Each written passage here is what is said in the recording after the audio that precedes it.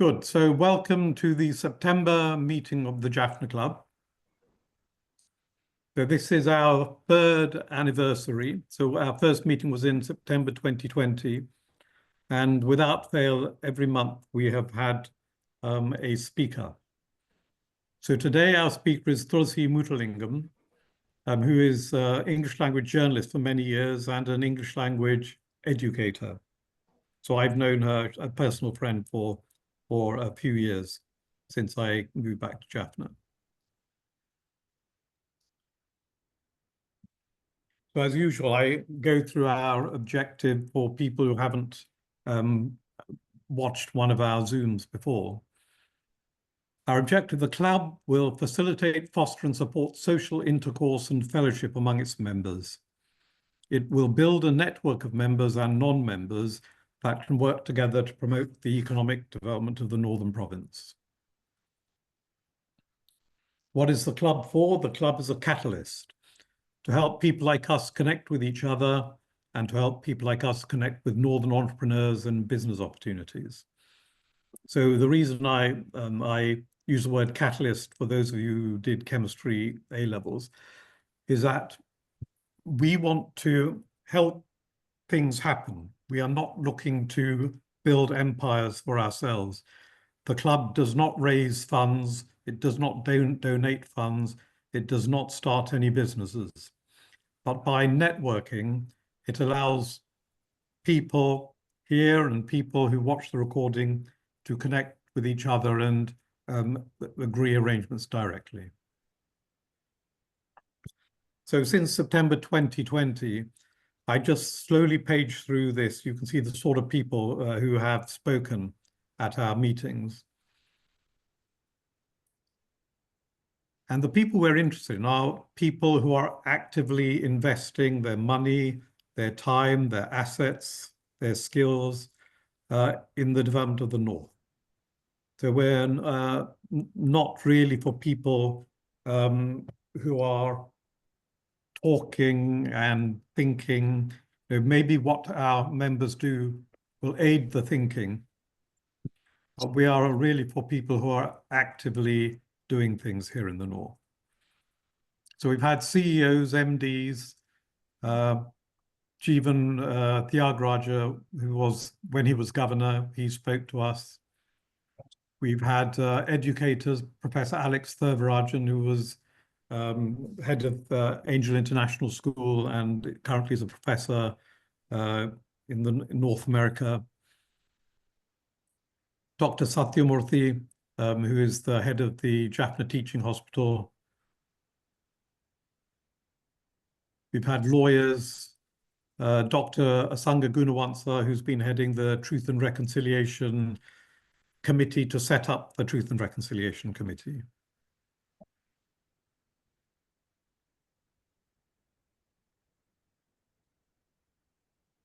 Anand Sentharaja, who's the CEO for World Vision in Sri Lanka.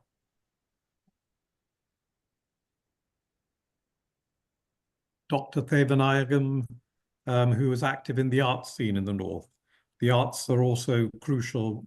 We're not going to develop the North and develop our young people by tuition alone. So here we start with our speaker, Thulasi. So Thulasi, you can take over the screen. Okay, thank you, Jekhan. Okay, thank you everyone for showing up. So just to give some brief background on how I got into this. So basically, I'm a journalist and I was a full-time reporter in Colombo for about around 6 years at that point. When the war had ended, I was one of the few Tamil-speaking journalists writing in English in Colombo. And so many of the post-war stories landed on my desk to cover what was happening in the North and East, but while staying in Colombo. And I figured that was not good enough. I had no idea about what was happening in the North and East. So since North was my hometown originally, I chose to relocate to my hometown. I had left this place when I was 3 years old. So in 2013, I didn't come back to Jaffna. I took a job with an NGO so that I had the chance to travel around the worst hit war-torn regions and get a in-depth look at what was happening in people's lives to report on it better. And when I came over here, so the first few years, 2013 to 15, I was traveling all over the north, based from Mannar. The first year, 2013 in Mannar, 2015, 14 and 15 in Klinochi. And then when I quit 2015, I came over to Jaffna. So during those years, when I moved back here, many people, including my colleagues in the NGO system, kept asking me for tuition classes in English because they felt that they needed English for their professional development. I was not an English teacher, and my father was an English teacher, but at school, even though it was my best subject, I used to get something like 98 out of 100. And the teachers would say the only reason you didn't get 100 out of 100 is because there's no such thing as a perfect score in English. But despite that, I could teach every other subject. I couldn't teach English, and I never figured out why. So when people over here ask me to teach them English again, first of all, I didn't study grammar in that way. I had no idea what a noun was versus a verb was. So I couldn't really teach them in the way they were used to. And since the demand was so high, people kept begging me, and I realized there was a need for resource people who could teach English. Something came my way on its own, and so I trained as an English teacher. Underwent the CELTA course, which is basically an international certification to teach adults English as a second language. So I'm not experienced with children, but I have been teaching adults English as a second language for about 5 years now. And I learned a lot on how to teach adults, and I have seen results with that.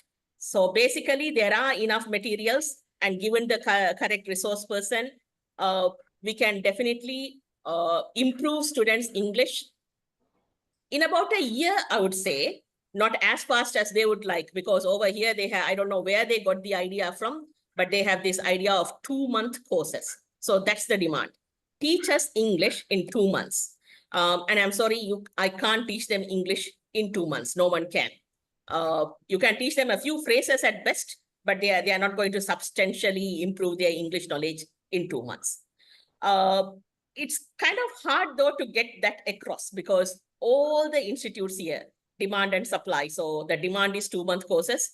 All the institutes supply 2-month courses. And the students themselves, they don't really have change in any material way, but that doesn't seem to significantly impact how they view these courses. So let me just share my screen and then.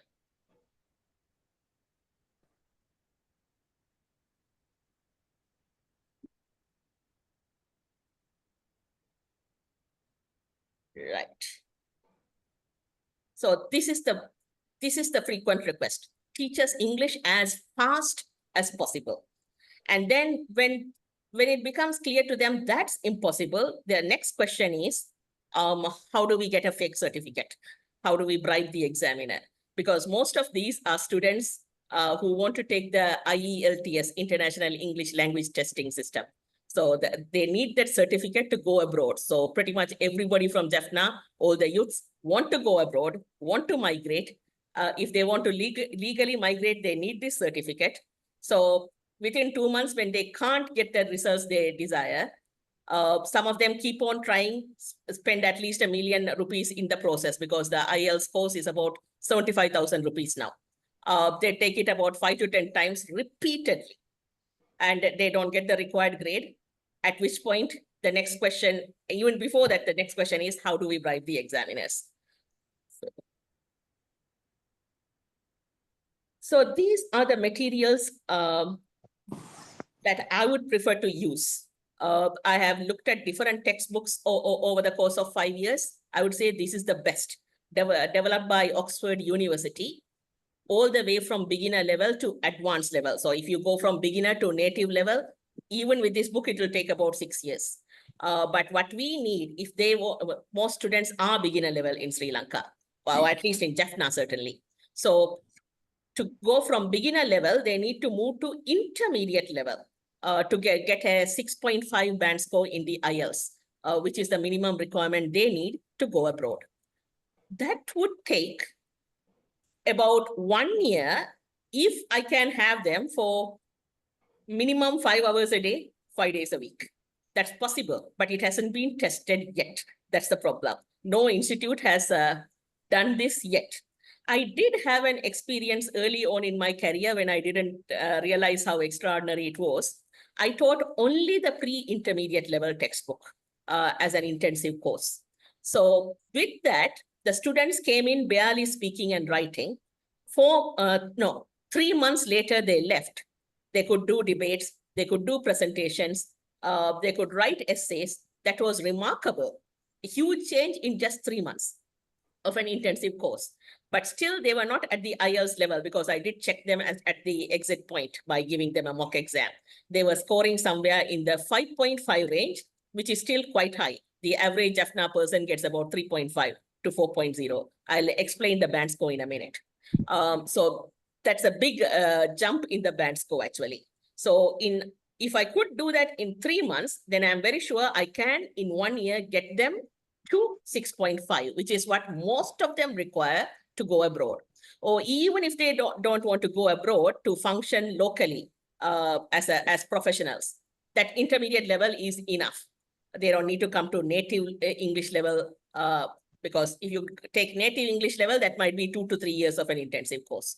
And whoever wants to go on like that can, if we have the facilities available. Right now, we have no such facility available in Jaffna to do this.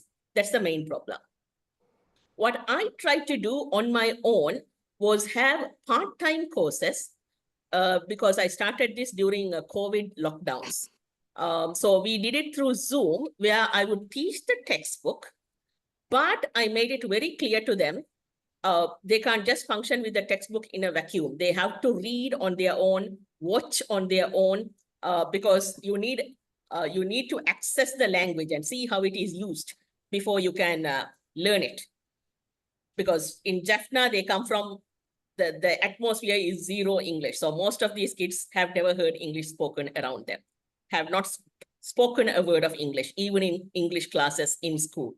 And coming from that background, just the textbook is not enough, as good as the textbook is. I give them cartoons to watch. Beginner level students means I actually send them nursery rhymes and very simple cartoons like Peppa Pig. And that might seem simplistic, but I have watched those myself. And quite frankly, one of the accusations against them is that they are deliberately addictive, because I am not bored. I can sit and watch them. So it's not about boring and therefore they are not watching. It's just a lack of willpower, as well as a lack of understanding that they need this. Because as far as they are concerned, their mindset is memorizing the textbook is what is learning, because that's what they have had access to all these years at school. They'll just memorize the textbook, memorize the notes, go and write their exams. Now, the IELTS is a practical exam. It tests how well you can speak, how well you can write, how well you can understand reading matter given to you, listening matter given to you. You can't memorize notes and go and do it. However, there are hundreds of IELTS development centers in Jaffna right now, where the teachers just teach them to memorize. And the students honestly think that's the way to learn.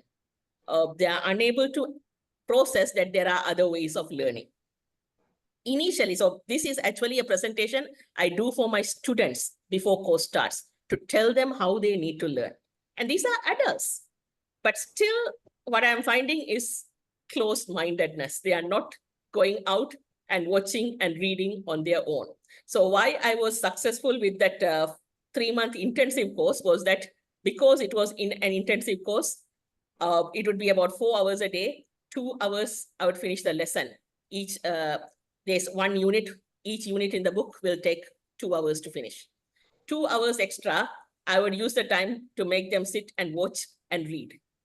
And that had a remarkable effect. So ultimately, my learning from all this, part-time courses versus full-time courses is that full-time courses will work because you have a captive audience where you can make them sit and watch. You need an immersive learning experience.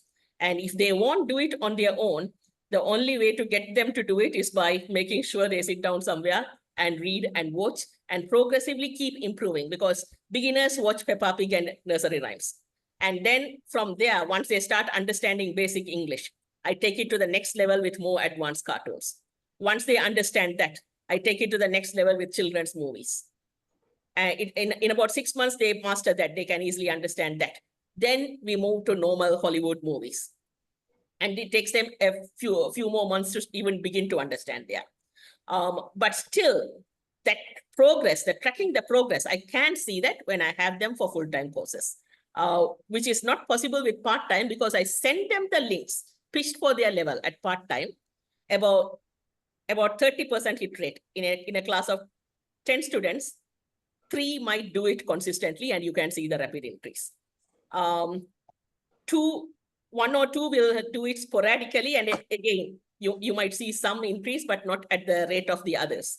And then 50 to 60% no-go. Just other than what they get in class, they are really not developing at all. So the part-time courses are not working, which is, I'm going to stop it with this year, because it doesn't have any effect as far as I'm concerned, or not enough to justify continuing them. So this is what I tell my students when at the beginning of the courses. It is possible to develop from ground zero to competence quite soon, but not as soon as they want, not 2 months, but yes, 1 year. And I have already seen students, in a rare few cases, you can already see students who are competent in the language or even fluent in the language. And if you ask them how they got there, it's not school. It's because they are reading or watching on their own. And it depends. If they are voracious readers, they are good writers, but they are not necessarily good speakers. Alternatively, if they are movie buffs, they can speak quite fluently, but they can't write. In a very rare few cases, I see students who have developed both reading and watching. The problem is, in Jaffna, parents rarely allow children the time to do this. The tuition culture starts very young, and I'm not kidding, 3-year-olds.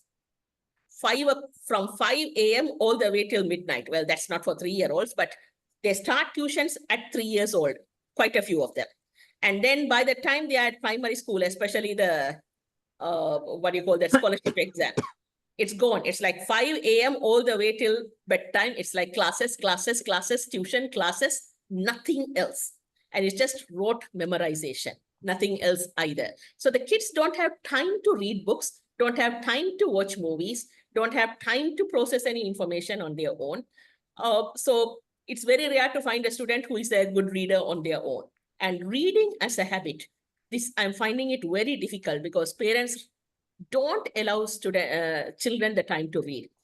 In Jaffna, I don't know how this came about, but there's this prevalent idea that reading storybooks especially is bad for you. So parents actually beat it out of their kids.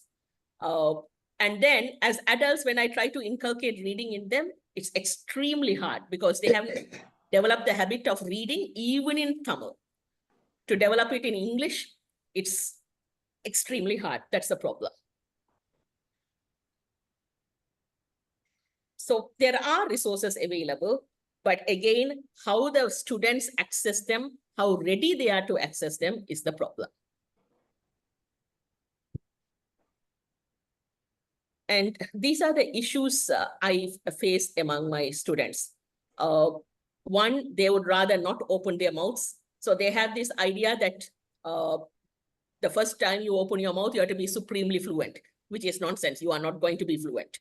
And the whole concept of these classes is that the teacher makes the student speak, monitors them while they speak, then gives them feedback on the mistakes they make so that they can improve it.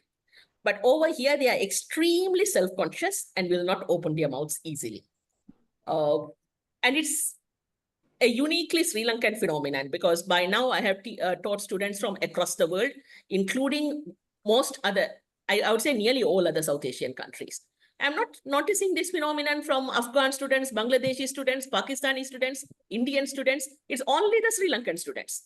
They'll not open their mouths because they're so self-conscious. I don't know where we got this. And it's particularly bad in Jaffna. Destructiveness, I will leave that for a moment. Contempt for free stuff is where I gave it free and I discovered, okay, because underprivileged students, this is a common phenomenon. You give something free, they're just not going to use it.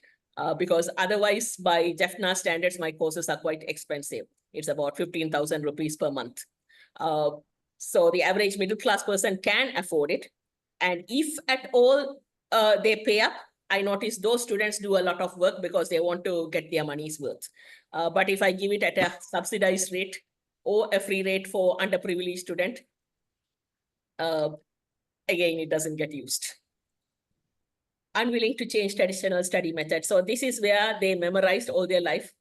And no matter how much I tell them that watching and reading is the way to go, they will not listen to me. So at one point I said, okay, you clearly don't trust me on this. Could you do your own research? Again, these are adult students. Some of them are professional students. Some of them are graduates. Can you go and do your own research on how to learn a language? Because again, monolingual, that's the problem. Tamil is the only language they know. They absorbed it. They have no concept of how to learn a language. And other than that 2-month concept that they have been told all their life, you can learn the language in 2 months, ace your IELTS in 2 months, because nobody ever admits that they are failing their IELTS. So next door neighbor's daughter will go and do the IELTS. And then when you go and ask her what her results are, they will say, oh yeah, she passed very well and she's abroad now. She'll be stuck halfway somewhere around the world. And so this is just like lemmings off the cliff. All across Jaffna, nobody is admitting to each other they are failing this exam. Keep on doing it. And it's hard to break the narrative. You can't do it in 2 months. Most of you are not ready for it. And how are they preparing for it? It's just memorization, if they do it at all. Reading storybooks, watching movies for self-development. It's like they just can't get the concept of this is how you learn a language.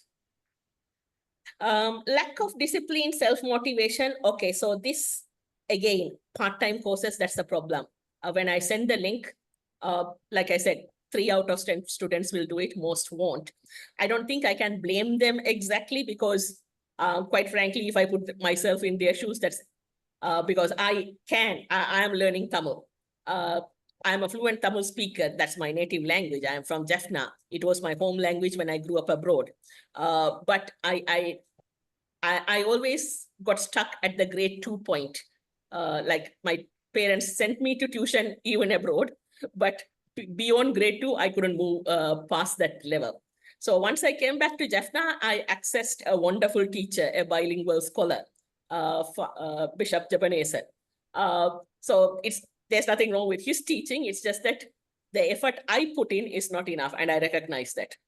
So I am not consistent with my learning, and I'm living in a Tamil environment, talking Tamil every day. And if I can't get past that, because ultimately real life gets in the way. And this is where I say we need the full-time courses. If they block their time from say 8 a.m. to 5 p.m., they have no choice but to sit there and learn.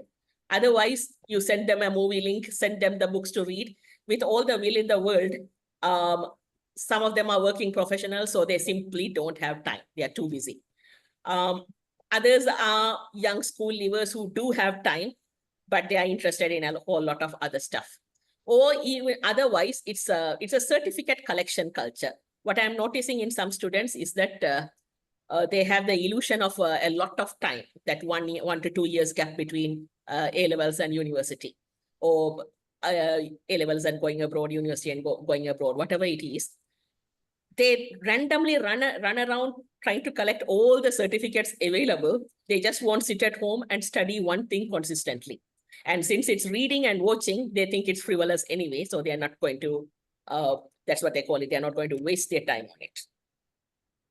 And then there are the students who are working professionals and parents who, as I said, they are committed. They know the importance of the language by now. They try very hard. I feel very sorry for them, but they're simply too busy. So beyond that, I have not been able to break this IELTS mindset. It's a 2 months course thing. Most of them fail in the sense there's no such thing as pass and fail in IELTS, but 6.5 is the minimum required for IELTS, means most of them get 4.0. And to move 0.5 on the IELTS scale, you need 6 months of full-time study, along with an immersion course of reading, watching every day. Just doing that, you need 6 months. So these guys need about 2.5 years, and they are not doing that. So these are some images I used to illustrate to my students, that because they hope to be fluent the first time they open their mouths, until then they won't open their mouths. So I keep telling them, even Usain Bolt was once a toddler, toddling his steps. You're not going to go from 0 to fluent the first time you open your mouth. The first time you open your mouth, you will make mistakes, and then you'll keep making mistakes at a higher and higher level, as in better. And then eventually you'll get there. But if you're going to wait till you're completely fluent before you open your mouth, it's not going to work. That's not how it works.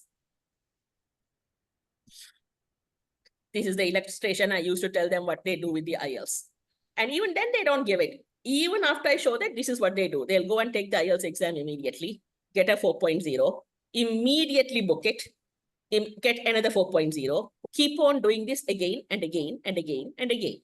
And after that, they just, I'm quitting my teaching job to go back into journalism next year, because I really want to highlight some of the dangers of this. Because what happens after this is that they can't legally migrate. They sell up their land, house, mothers and sisters' jewelry, in some cases their kidneys, and they are not ending up in Canada or Australia. They are ending up in jail in the Middle East in some horrific situations.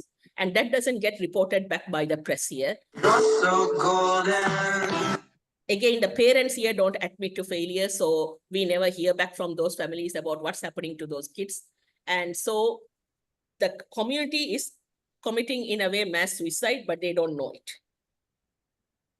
Books, the value of books.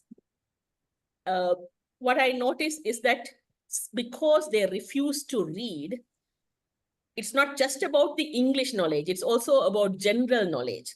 Because if you take the IELTS exam, to test your speaking and writing, they'll ask you some open-ended general knowledge questions. So let me just share that with you to give an indication of what that's like. Just a minute.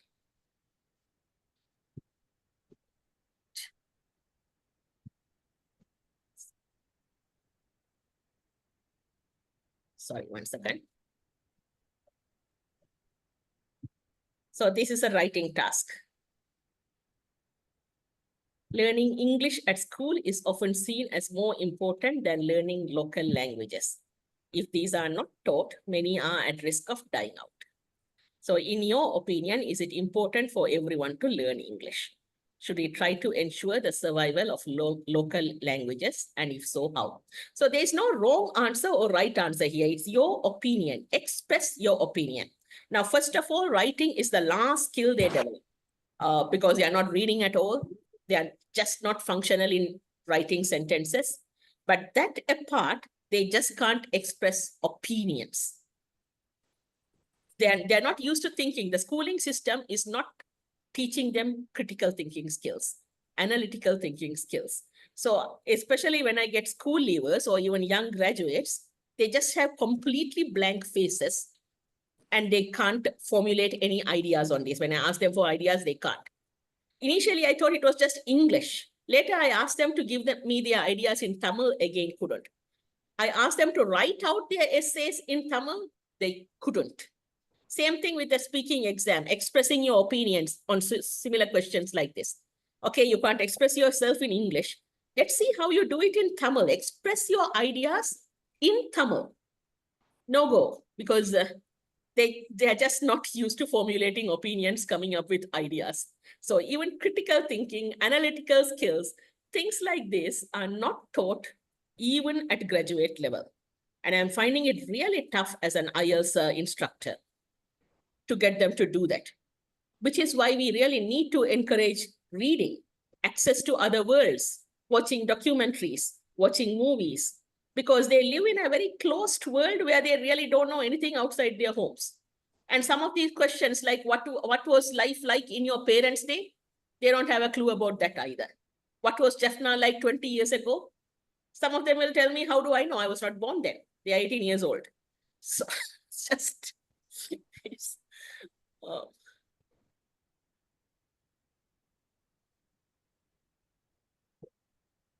so all this combined is why I would say the only thing that would work is an immersive course where they are stuck at one place where they can't run around for other tuitions, other things to do with their time. Even if it is a working professional, I would say they need to quit their job if they are that desperate and just park themselves for 1 year to do this, because some of them are desperate to go abroad. Then they need to do this. Otherwise, the part-time courses are just really not functional in most cases. We'll skip this. This is what I lemmings off a cliff. Everyone does the IELTS in 2 months, so they do the IELTS in 2 months. Beyond that, when they can't do that, everyone gets on a boat to Australia. Everyone knows you can't go by boat to Australia, but here they are still trying. So these are the problems here. All right, so the IELTS scale, it goes from the band score of 1 to band score of 9. So 1 is a non-user and 9 is an expert user. Usually a native speaker will get 7.5 on the IELTS scale. Now, what most universities or even professional, so there are 2 types of IELTS: academic IELTS if you want to go to university, and then the general IELTS if you just want to migrate for a job. In either case, they ask for generally 6.5. So just 1 band below a native user. So you don't have to be quite native speaker level, but you have to demonstrate that you are fluent enough, competent enough to go to university and write thesis, go to a professional job and communicate with your manager, write emails to him, write reports for him, all that. And these students are nowhere near that level. So they are somewhere between 3 and 4, most Jaffna students.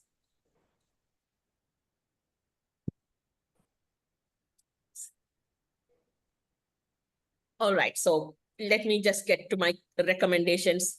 Like I said, I am moving out because Jaffna right now doesn't have an institute that teaches intensive courses.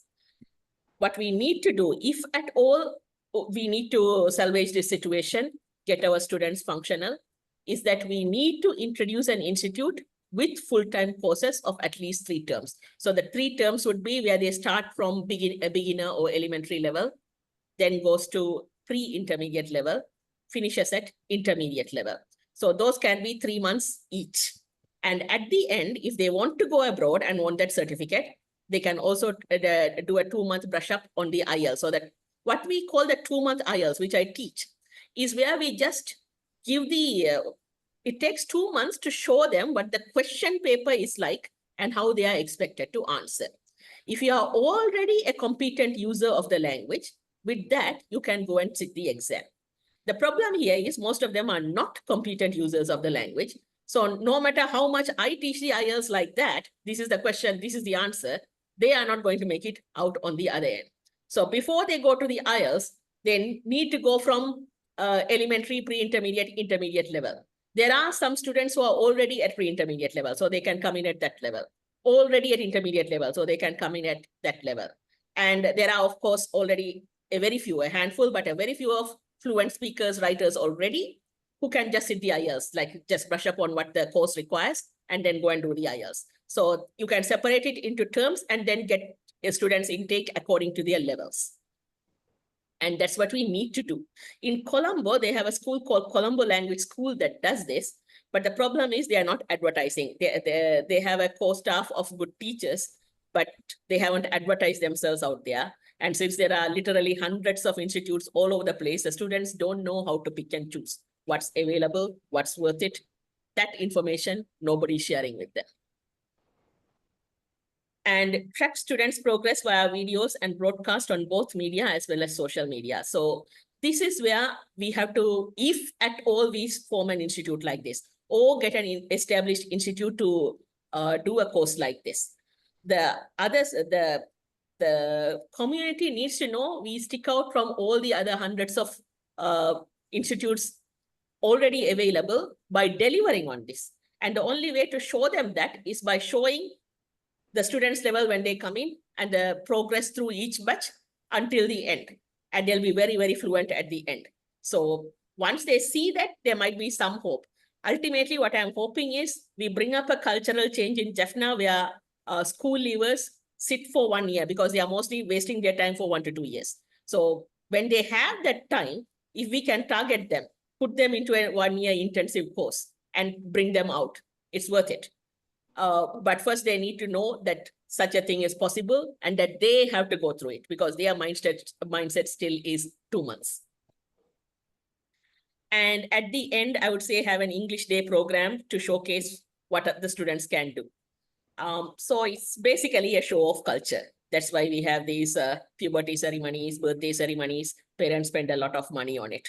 Quite frankly, I would say if we have something like this, even for adults, where they can showcase their skills, again, we would stand out from the other institutes who are just bluffing. And the public needs to see this and invest their money in it because this is not going to be cheap. That's the other end of it. It won't be cheap. Many of them, they're like at 16 years old, all of them demand motorcycles, demand iPhones from their parents. But they will not invest in I would say the minimum for this kind of a course for 1 year would be about 500,000 rupees, probably even 1 million rupees. But the middle class can afford it, but whether they would put their money into this is a question. My point is that what they are doing is that because doing the IELTS 10 times, then selling your kidneys to end up in jail somewhere is going to be much more expensive than paying up for this and actually ending up fluent. So that cultural mind shift needs to happen with parents. And we can team up with various other players in the field to develop their skills. Because one other thing we are noticing is that many of these students, even graduates, are unemployable simply because all they have learned is rote learning. So no people skills, social skills, critical thinking skills, nothing. And with this, maybe that can also be developed. Not maybe, it will be developed. Definitely. And make the IELTS results of the institute public. So I don't know about after I wrote this, I thought some of these, but it'll be 100% hit rate. That's what I'm saying. Like if they stick with us for 1 year, they will definitely get 6.5 at the end. And we can show at least 96, 98%, whatever. Because what many institutes do now is share testimonies from students who say, oh, I went to this institute and I got a 7.5. What they are not saying is that that student was already a very capable student when they came in. I can also show testimonies from my students saying, thank you, miss, I got a 7.5 in my IELTS exam. But I won't do that because it's the rare student who gets a 7.5. And the reason they got that 7.5 is because they were already very good users of the English language when they studied the IELTS from me. Because if you are not a good user of the language, I can't get you to do the IELTS and get you 7.5 in 2 months. And many institutes don't tell them that. Many students don't understand that. The universities have English language, teaching units. 4 years. I don't know what they are doing for 4 years. If I had a student for 4 years, I would guarantee success.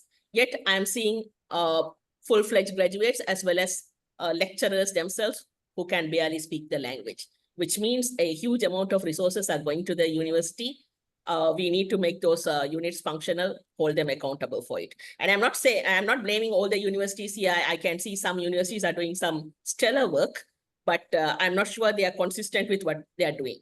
And I'm not sure what Jaffna University is doing, but I'm not seeing English proficiency in either the graduates or the lecturers, many of them.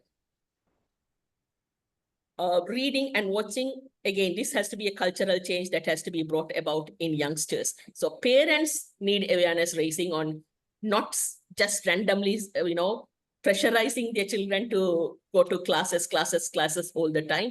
Give them some time to watch and read on their own. A lot of parents come and beg me for classes for their children. I don't teach children. First of all, I didn't train to teach children, but I also don't think it's necessary. I always tell them just park the kid in front of an English kids program and, get them to read books on their own. They will develop on their own. But again, the parents are just not willing to listen. So sending 3-year-old, 4-year-old kids to random English classes. And I'm sorry to say most of those teachers can't speak English. It's not only a waste of their time, it can be harmful in the long run. Some of the classrooms have developed smart board classrooms now. So what they are doing is they have finally recognized Sri Lanka doesn't have a cadre of English teachers, enough of a cadre of English teachers to teach English. So the smart boards work. I have visited some schools where they use a smart board to, again, just show the videos. And I have seen some rural villages in Kilinochchi where the students are speaking English because they are depending on the board, not the teacher. And we might have to actually invest in that because we really don't have school teachers enough to teach English at the level necessary. Beyond that, all these villages have these village centers where I would say bring all the children together to watch and read regularly, because again, that has to be fostered. And since they are not doing it on their own, probably having a central unit and developing that will bring about a change in the community. And finally, the cultural change in the parents on how they view child development. Because right now it's all tuition, nothing beyond that. And the students themselves, it's like memorization, nothing beyond that. And until this changes, we are not going to see a change. Change is possible, and I have seen some remarkable changes, but not enough. And if we want to bring up a cultural change in the community, it's possible, but a lot needs to be done. In the meantime, I'm sort of admitting defeat and moving on. So next year, I'm going to move back into journalism because, like I said, there are a lot of horror stories coming out of the community on what's happening to these students because they are getting trafficked. And I need to focus on that. Okay, thank you. Thank you, Thulasi. That was an amazing talk, very eye-opening. It would be interesting, as you say, to show the statistics for the Jaffna as a whole and even for individual institutions, what the pass rate on IELTS is. I mean, do you know for Jaffna as a whole what the pass rate is? No, but from what I'm seeing from my own students, I would say more than 90% don't get the required grade. Right. So I am teaching them. The materials are great. I wouldn't say I am a bad teacher. It's just that if you are a beginner level student, you're not going to get there to native levels in 2 months. It's not possible. And 2 months means just 5 hours a week, part-time courses of Saturday and Sunday. It doesn't work at all. Because I know from where I sit that two of the most popular funding targets from the diaspora is IT and English language. And I know, you know, I'm guilty in another way. I don't speak Tamil. I've been here 9 years. I've never bothered. I'm too lazy and various reasons. So when I'm speaking with people in English, I said there's a dangerous group of people who seem to speak good English, but actually don't. So when they don't understand me, and this is one thing you're talking about, listening. People think that learning English is all about talking English and writing English. So the outward push of English, outward talk, outward write. But comprehension and listening is terrible. Yeah. And again, as you say, people don't want to admit that they haven't understood. Yeah. So when they haven't understood something, they'll say yes. And I have on several occasions had big problems with people who say, yes, I understand, and the wrong thing has happened. Yeah. So yeah, there's a big opportunity, not just IELTS to get out of the country. I know I work closely with Kurt Curtisingham, who's on this call, and we have a support desk here. It's actually more than a support desk for Australian clients. And they're doing a really good job. And Thulasi, as you say, two of them walked in through the door speaking wonderful English. And they're dealing with people with Australian accents. I mean, that's hard enough to start off with. And then these are like Pakistanis with Pakistani accents talking through an Australian accent. But our people can cope with that. Yeah. So it's not only about IELTS to get out of the country, but to open up lucrative markets for us here in Sri Lanka and in Jaffna. So can I open up the for questions? Vasi, I see you've raised your hand. Yeah, Thulasi, thank you. I got several questions. I don't want to ask all those questions now. Yeah. But my first question is, do you do this online or do you have face-to-face teaching to the students? I do face-to-face in the institute I teach at, but my personal classes are online. Right. So when you say online, how many people do you address? Varies. The minimum is 3 students, goes up to 10 students. Right. Okay, that's fine. So I will let other people ask. Thank you, Thulasi. I have so many questions. Maybe when I get your number from Jekhan, I will call you and talk to you. All right. Sure. Thank you for your time. Anyway, thank you. Thank you, Vasi. Nadira, you are next. Prithi, if you Yes, want thank you very much. to ask a question, can you put do you know how to put your hand up on? Yeah, I'll put it here. All right, thank you. Nadira, please. Oh, yes, Yeah, thank you. Go ahead. So I'm following your recommendation not to make a speech, so I will try to be as short as possible. But I really, what Thulasi said, so many ideas and questions. So hopefully the discussion can continue. My first comment and question is about the danger that you mentioned about how these students, because they don't have the correct, as a result, they don't have the qualifications or the skills to get legal or to be able to leave the country legally, to enter another country legally, and that makes them seek illegal channels, irregular ways of leaving. So I'm very interested in this because I'm working on migration. I'm looking at it from the point of view of vulnerabilities. My background is in economics, so it's a lot about economic vulnerability, but to show how it overlaps with so many other issues. And so I'd be very interested in knowing a lot more about this aspect. And as you said, you're going to stop teaching and take up journalism in order to highlight this issue. So I'd be very interested in talking further. And but so the question on that is, I really want to know if you have any data on this, if there's anything available already, just as a starting point. And if I may, I have a second question and comment also, which is about teacher training, because the way you teach really, I think, is extremely important to be discussed in the future.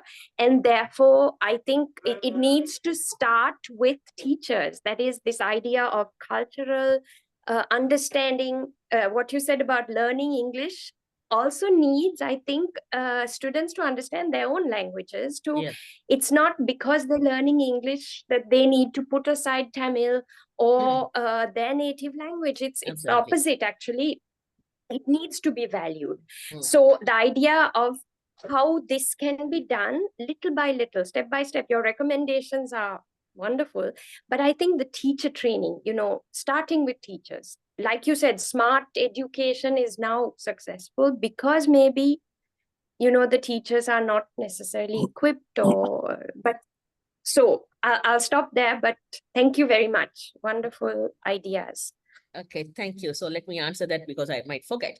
So data on migration, I don't have. That's why I want to go into journalism specifically to track this. I know individual case stories, like we all know people who are stuck at some halfway point. And I have had people abroad reach out to me and say, we don't know what's happening. Why are these people coming? Because they should know they will end up in jail. Like if you go to the Middle East on a tourist visa, it's common sense you are going to end up in jail when the visa runs out. Yet, many people here pay huge amounts of money just to end up in Dubai and Qatar on a tourist visa. So this level of unreal lack of awareness, it's not prevalently known at all in Jaffna. Okay, thank you. I think there was a second question, but because we're running short of time, Lasantha, please. And then Prithi after Lasantha. Yeah, hi. Thank you very much for that wonderful presentation. Just a question with, if one is willing to start an institute like what you suggested, Mm. would you be interested or would you give some kind of input and direction to such an institute? I would be very happy to, yes. Rather than start something from scratch, I think I mean, it would be a lot easier to work with an existing institute and get them on board with this. The problem is it's already very profitable for them just to give the 2 month course, the demand and supply, as I said, because nobody ever comes back and says, you didn't get me the results I wanted. So there's a never ending supply of students coming to get the 2 month course. Now, to convince these institutes, it's worth your while to invest in 1 year courses.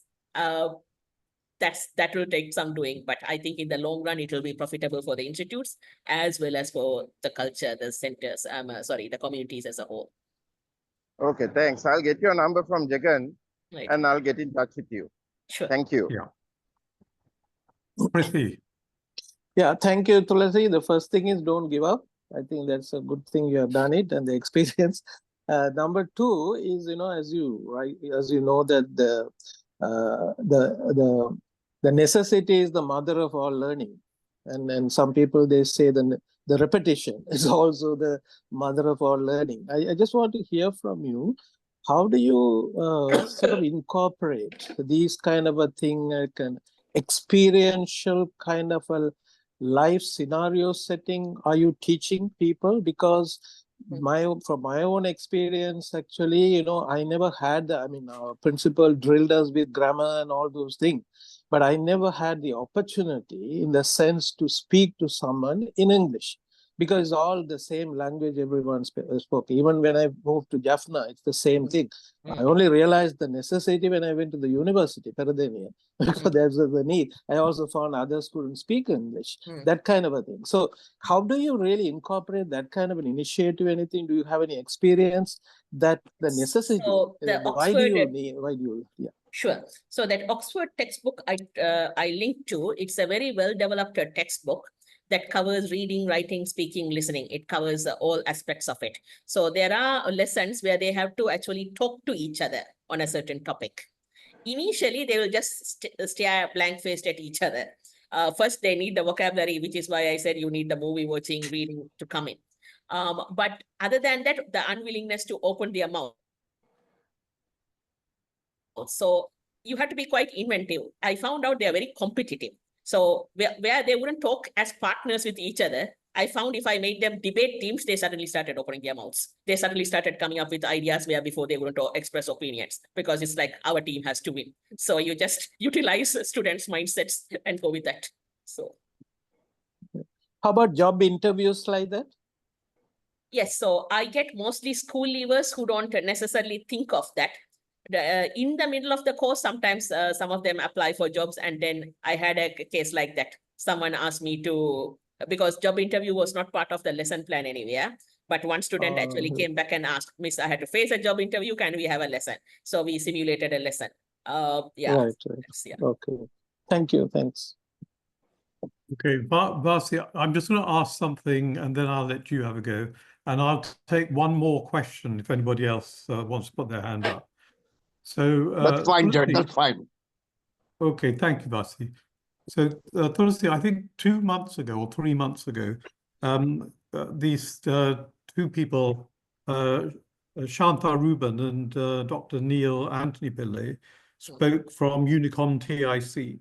And they're doing something for the tech sector that sounds a lot like what you're suggesting. And that's an immersive 1 year in a tech college. I think 120 people.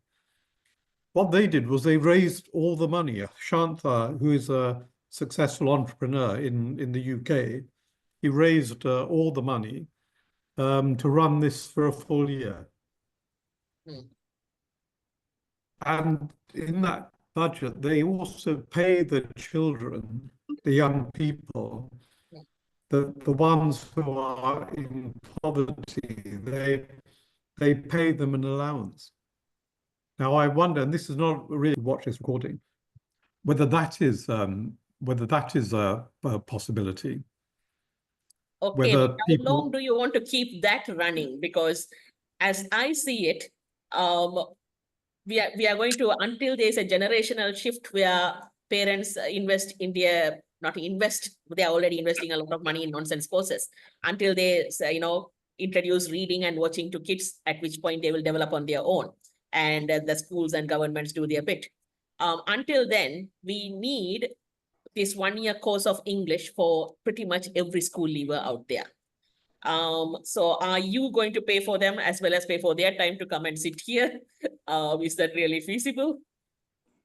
No, that's true. It can't be done for everybody. And with Unicom, they had a rigorous aptitude testing. I think, if I remember right, they had 3,000 applications, and they brought that down to 120 who they brought in, because they're not trying to save everybody.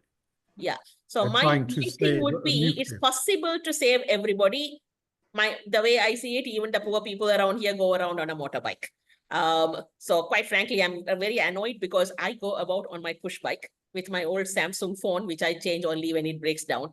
And I have had students drive up on a motorbike, fish out their iPhone and tell me they can't afford to pay me 15,000 per month.